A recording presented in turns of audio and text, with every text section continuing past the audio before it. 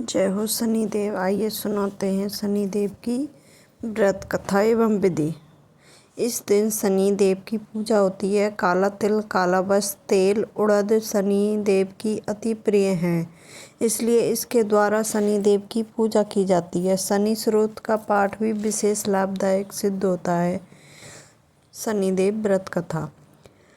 एक समय सूर्य, चंद्रमा, मंगल, बुध, बृहस्पति, शुक्र, शनि, राहु, केतु इन सब ग्रहों में आपस में विवाद हो गया कि हम में से सबसे बड़ा कौन है। सब अपने आप को बड़ा कहते। जब आपस में कोई निश्चय ना हो सका तो वो आपस में झगड़ते हुए देवराज इंद्र के पास गए और कहने लगे कि आप सब देवताओं के राजा हैं, इसलिए आप हमारा न्याय करके बतलाएं, हम नवी ग्रहों में कौन सबसे बड़ा ग्रह है।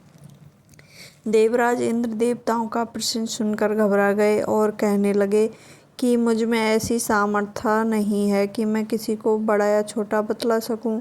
मैं अपने मुख से नहीं कह सकता। हाँ, एक उपाय हो सकता है। इस समय पृथ्वी पर राजा विक्रमादित्य अब दूसरों के दुखों का निवारण करने वाले हैं, इसलिए आप सब मिलकर उन्हीं के पास जाइए, वही आपके विवाद का निवारण करेंगे। सभी ग्रह देवता देवलोक से चलकर भूलोक में जाकर राजा विक्रमादित्य की सभा में उपस्थित हुए। अपना प्रश्न राजा के सामने रखा। राजा विक्रमादित्य ने ग्रहों की बात सुनकर गहरी चिंता में पड़ गए कि अपने मुख से किसको बड़ा या किसको छोटा बतलाऊं।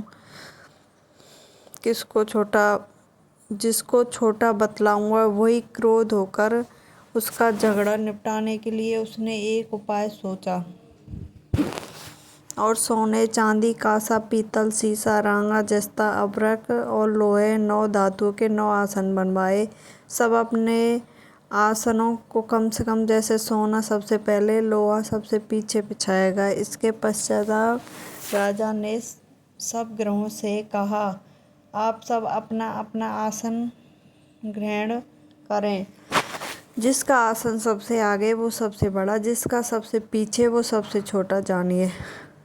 क्योंकि लोहा सबसे पीछे था, शनि का आसन था, इसलिए शनि देव ने समझ लिया कि राजा ने मुझको सबसे छोटा बना दिया है। इस निर्णय पर शनि को बहुत क्रोध आया। उसने कहा कि राजा, तू नहीं जानता, सूर्य एक राशि में 1 महीने, चंद्रमा 2.25 महीने, मंगल 1.5 महीने, बृहस्पति 13 महीने, बुध और शुक्र 1-1 महीने विचरण करते हैं, परंतु मैं एक राशि में 2.5 वर्ष से 7.5 वर्ष तक रहता हूँ। बड़े बड़े देवताओं को भी मैंने भीषण दुख दिए हैं। राजन सुनो, श्री रामचंद्र को 7.5 आई, उन्हें वनवास हो गया। रावण पर आई तो राम ने वानरों की सेना को लेकर लंका पर चढ़ाई कर दी, रावण के कुल का नाश कर दिया। हे राजन, अब तू सावधान रहना। राजा विक्रमादित्य ने कहा, जो भाग में होगा देखा जाएगा। इसके बाद अन्य ग्रहों में से प्रसन्नता के साथ साथ अपने अपने स्थान पर चले गए, परंतु शनिदेव क्रोध के साथ वहां से चले गए। कुछ काल व्यतीत होने पर जब विक्रमादित्य को 7.5 की दशा आई तो शनिदेव घोड़ों के सौदागर बनकर उनके घोड़ों के सहित राजा विक्रमादित्य की राजधानी में आए। जब राजा ने घोड़े के सौदागर के आने की खबर सुनी तो अपना अश्वपाल को अच्छे अच्छे घोड़े खरीदने की आज्ञा दी। अश्वपाल ऐसी अच्छी नस्ल के घोड़े देखकर एक एक अच्छा सा घोड़ा चुनकर सवारी के लिए उस पर चढ़े। राजा के पीठ पर चढ़ते ही घोड़ा तेजी से भागा। घोड़ा बहुत दूर एक घने जंगल में जाकर राजा को छोड़कर अंतर्ध्यान हो गया। उसके बाद राजा विक्रमादित्य अकेला जंगल में भटकता फिरता रहा। भूखा प्यास से दुखी राजा ने भटकते भटकते एक गाँव वाले को देखा। गाँव वाले ने राजा को प्यास से व्याकुल देकर पानी पिलाया। राजा की अंगुली में एक अंगूठी थी, वह अंगूठी उसने निकालकर प्रसन्नता के साथ गवाले को दे दी और स्वयं शहर की ओर चल दिया। राजा शहर में पहुंचकर एक सेठ की दुकान पर जाकर बैठ गया। अपने आप को उज्जैन का रहने वाला नाम बीका बतलाया। सेठ ने उसको एक कुलीन मनुष्य समझकर जल आदि पिलाया। भाग्यवश उसी दिन सेठ की दुकान पर बहुत अधिक बिक्री हुई। तब सेठ उसको भाग्यवान पुरुष समझकर भोजन के लिए अपने घर साथ ले गया। भोजन करते समय राजा विक्रमादित्य ने एक आश्चर्यजनक घटना देखी। जिस खूंटी पर हार लटका हुआ वह खूंटी हार को निगल रही थी। भोजन के पश्चात जब सेठ कमरे में आया तो उसने कमरे में हार नहीं मिला। उसने यह निश्चय किया कि सिवाय बीका के यहाँ कोई इस कमरे में नहीं आया। अंत अवश्य इसी ने हार चोरी किया है। परंतु बीका ने हार लेने से इनकार कर दिया। इस बार 5-7 आदमी को बुलाकर पकड़कर उसको राजा के पास कोतवाल ले गए। फौजदार ने उसको राजा के सामने उपस्थित कर दिया। कहा कि यह आदमी भला प्रतीत होता है, चोर मालूम नहीं होता, परंतु सेठ का कहना है कि इसके सिवाय कोई उसके घर नहीं आया, इसलिए अवश्य ही चोरी इसने की है। राजा ने आज्ञा दी कि इसके हाथ पैर काटकर चौरंगिया किए जाए, परंतु राजा की आज्ञा का पालन किया। बीका के हाथ पैर काट दिए गए। कुछ काल व्यतीत होने पर एक तेली अपने घर ले गया और उसको कोलू पर बिठा दिया। बीका उस पर बैठा हुआ अपनी जबान से बैल हाँकता रहा। इस काल में राजा की शनि की दशा समाप्त हो गई। वर्षा ऋतु के समय वह मल्हार राग गाने लगा। यह राग सुनकर उस शहर के राजा की कन्या मनभावनी उस पर राग पर मोहित हो गई। राजकन्या ने राग गाने वाले की खबर लाने के लिए अपनी दासी को भेजा। दासी सारे शहर में घूमती रही, पर वह तेली के घर के निकट से निकली तो क्या देखा कि तेली के घर में चौरंगिया राग गा रहा है। दासी ने लौटकर राजकुमारी को सब बर्ताव सुना दिया।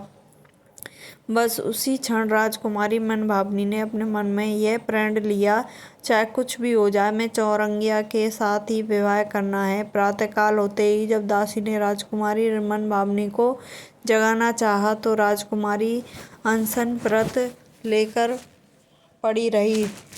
दासी ने रानी के पास आकर राजकुमारी के न उठने का बर्ताव कहा। रानी ने वहां आकर राजकुमारी को जगाया और उसके दुख का कारण पूछा। राजकुमारी ने कहा, माताजी, मैंने प्रण कर लिया है कि तेली के घर जो चौरंगिया मैं उसी के साथ विवाह करूंगी। माता ने कहा, पगली, तू ये क्या कह रही है? तू किसी देश के राजा के साथ परिणया जाएगी।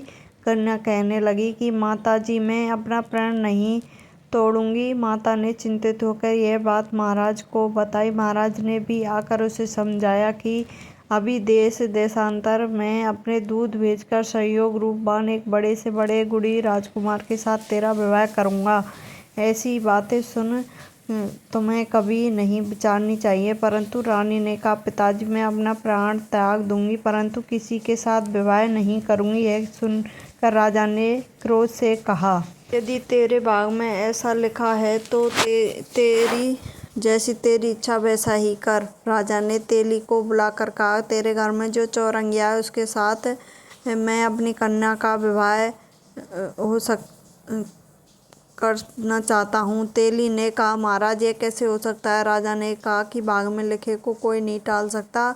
अपने घर जाकर विवाह की तैयारी करो। राजा ने सारी तैयारी कर तोरण बंधार लगवाकर राजकुमारी का विवाह चौरंगिया के साथ कर दिया। रात्रि को जब विक्रमादित्य और राजकुमारी महल में सोए तब आधी रात के समय शनिदेव ने विक्रमादित्य को स्वप्न दिया और कहा कि राजा, मुझको छोटा बतलाकर तुमने कितना दुख उठाया। राजा ने कहा, शनिदेव से क्षमा मांगी। शनिदेव ने राजा को क्षमा कर दिया। प्रसन्न होकर विक्रमादित्य को हाथ पैर दिए। तब राजा विक्रमादित्य ने शनिदेव से प्रार्थना की, महाराज, मेरी प्रार्थना स्वीकार करें। जैसा दुख आपने मुझे दिया है ऐसा किसी को ना दें।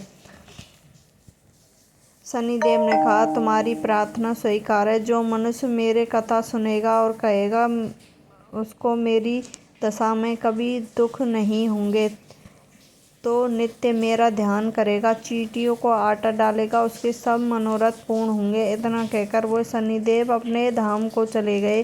जब राजकुमार मनभावनी की आंखें खुली तो उसने चौरंगिया को हाथ पैर और साथ देखा तो आश्चर्यचकित हो गई। उसको देखकर राजा विक्रमादित्य ने अपना समस्त हाल कहा कि मैं उज्जैन का राजा विक्रमादित्य हूँ। यह सुनकर राजकुमारी अत्यंत प्रसन्न हुई। प्रातःकाल राजकुमारी ने अपनी सखियों से पिछले रात का हाल चाल पूछा तो अपने पति का समस्त वार्तालाप सुना कहा। तब सबने प्रकट की और कहा प्रसन्नता प्रकट कहा कि ईश्वर ने आपकी मनोकामना पूर्ण कर दी है। जब उस सेठ ने यह घटना सुनी तो वह राजा विक्रमादित्य के पास गया, उसके पैरों में गिरकर क्षमा मांगने लगा कि आप पर मैंने चोरी का झूठा दोष लगाया। आप जो चाहे मुझे दंड दे सकते हैं। राजा ने कहा मुझे पर शनि देव का कोप था, इस कारण यह सब दुख मुझको प्राप्त हुए। इससे तुम्हारा कोई दोष नहीं है। तुम अपने घर जाकर अपना कार्य करो, तुम्हारा कोई अपराध नहीं है। सेठ बोला महाराज मुझे तभी शांति मिलेगी जब आप मेरे घर चलकर प्रीतिपूर्वक भोजन करेंगे।